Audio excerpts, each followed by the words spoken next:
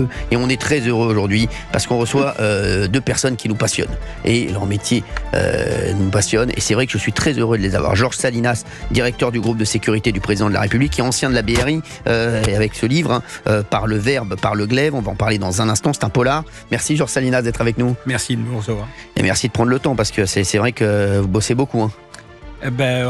Effectivement, on n'a pas le temps de chômer. Exactement. Et il est avec nous alors aussi. C'est un très grand aussi, Joe Kerry, qui est avec nous, ancien patron de la BRI. Et c'est vrai que les deux, vous avez vraiment des physiques de film déjà. Franchement, les deux, c'est rigolo. On a l'impression vraiment d'être dans un polar quand on vous voit. Vous avez, non mais c'est incroyable. Hein. Franchement, oui, c'est fou. Voilà, vous avez le physique de l'emploi en tout cas tous les deux. On vous l'a déjà dit ou pas?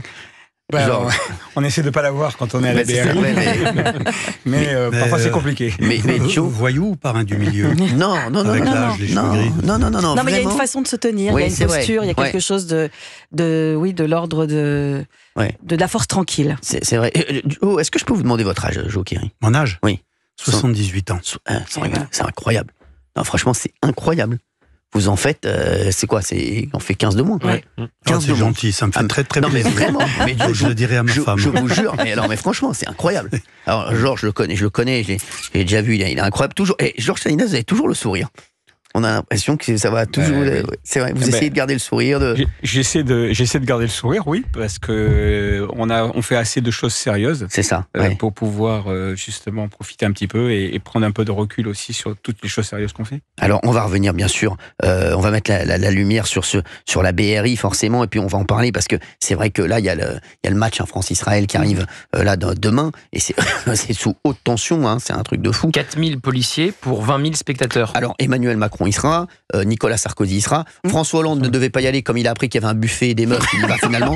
Hein, il s'est dit finalement je vais y aller. Parce qu'il avait été contacté au début il avait dit non, il y a un buffet, il y a des meufs, je vais peut-être passer alors, hein, c'est bon, je mets la cravate, c'est bon, donc il y sera. Mais souvent il a d'autres choses à faire. Le 11 novembre il y avait Nicolas Sarkozy, il n'était pas là pour l'armistice. Là, Nicolas Sarkozy y va, donc forcément les journalistes l'appellent pour lui demander est-ce que vous y serez. Au début il dit j'ai autre chose à faire. Il faut quand même dire que François Hollande, puisqu'on en parle souvent sur cette antenne, a accepté l'accord du nouveau Front Populaire. Il s'est fait huer à la soirée du CRIF en hommage aux victimes et aux otages pour le 7 octobre. Donc moi, je l'interprétais déjà comme ça, son refus d'y aller en se disant je vais être mal reçu parce que forcément avec le nouveau Front Populaire et avec mon alliance avec LFI, ça va être compliqué. Donc là, revirement, il y sera. Il y sera. C'est très positif. Il est toujours là où on l'attend pas, hein, François Hollande. C'est très positif qu'il y ait tout le monde. Non mais le ressort, c'est pas national. Post-Amsterdam, mais c'est très positif. On parlera de ça tout à l'heure, mais bon, François Hollande, c'est ça sa force. Il est toujours là où on l'attend pas. Non mais c'est vrai, vous le croyez à l'Élysée, il est à la boulangerie. Vous le croyez en voiture, il est sur un scooter. Non mais au moins là, le symbole est important. Bien sûr, non mais c'est parce qu'on aime bien le taquiner. Il aime bien rigoler lui en plus. Surtout c'est le ressort de sa participation. Exactement. Voilà, c'est les grosses. C'est ça. Alors tiens d'ailleurs, Georges Salinas, vous avez démarré la sécurité des présidents avec Emmanuel Macron. Vous y étiez avant? Non, j'ai commencé avec Emmanuel Macron. Avant j'étais au SDLP. C'est ça. Et avant la BRI. Exactement. Comment vous avez rejoint Emmanuel Macron? Eh bien, d'abord j'ai rejoint parce que j'ai quitté la BRI pour aller au SDLP et j'y étais depuis quelques mois et il se trouve qu'il y a eu quelques événements malheureux, je dirais, au niveau de la présidence, au niveau de la protection, qui a fait que voilà. C'est quoi? Il y avait un inconnu qui était rentré. La gifle. Il y a eu la gifle, il y a eu mais c'est surtout l'affaire médiatique de Benalla qui a fait que ça. Voilà, il y a eu des changements qui ont été demandés. Et il se trouve que donc à ce moment-là, j'avais un petit peu les cases qui correspondaient. Oui. Donc on m'a demandé d'être volontaire et c'est comme ça que je me suis présenté. On n'y va pas comme ça, hein, bien évidemment. Sûr, on est reçu, on est casté, on est reçu par toutes les hautes autorités de l'Élysée. Et en dernier ressort, on est reçu par le président lui-même qui veut choisir aussi la personne qui va s'occuper de sa sécurité. D'accord. C'est normal. Et ça a tout de suite matché? Ça fait 6 ans que je suis là. C'est ça, c'est vrai. Je suis dans ma 6e année, donc je pense que quelque part... Vous allez aller au bout. Vous allez aller au bout. Je ne sais pas, parce que ça, c'est des métiers où on sait que...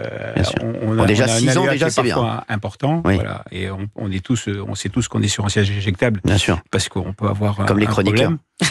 Voilà. Mais on reste humble, c'est pour ça qu'on reste très humble dans notre mission, sachant que même si elle est très importante, Alors, on fait attention. On va parler de la BRI avec Jo Kerry aussi et avec Georges Salinas. Jo, je vous appelle Jo. Jo, est-ce que quelles sont les missions spécifiques de la BRI? Parce que on parle souvent de la BRI, on parle souvent du RAID. Je sais qu'on peut déjà dire la différence entre le RAID et la BRI. Au départ, la BRI a été créée il y a maintenant 60 ans pour lutter contre le grand banditisme. À l'époque, dans les années 64, c'était le grand banditisme qui était le problème numéro 1. Les gens allaient servir dans les banques n'étaient pas protégées, il y avait des gangs bien organisés, et les types allaient servir, c'est là qu'on prenait de l'argent. Aujourd'hui, c'est la drogue, et le deuxième fléau, c'est le terrorisme. Mais quand la brigade a été créée, c'était pour intervenir en flagrant délit sur des individus qu'il était difficile d'attraper sur enquête, parce que les preuves étaient difficiles à réunir. Donc la BRI, c'était le flag. On surveillait des gens, les prenait en amont, on savait que c'était des braqueurs d'habitude, pour les interpeller juste après le braquage. À l'époque, l'association de malfaiteurs n'existait pas, donc il fallait intervenir vraiment à chaud. C'était assez sportif. Donc le service, la spécificité de ce service, c'est de faire des filatures, des surveillances et d'intervenir. Alors qu'un service comme le RAID aujourd'hui fait uniquement de l'intervention. Exactement, c'est ça. Par exemple, je sais que moi, je me rappelle, j'allais souvent voir le RAID. Le RAID, il me disait, nous, on a parfois une intervention par an.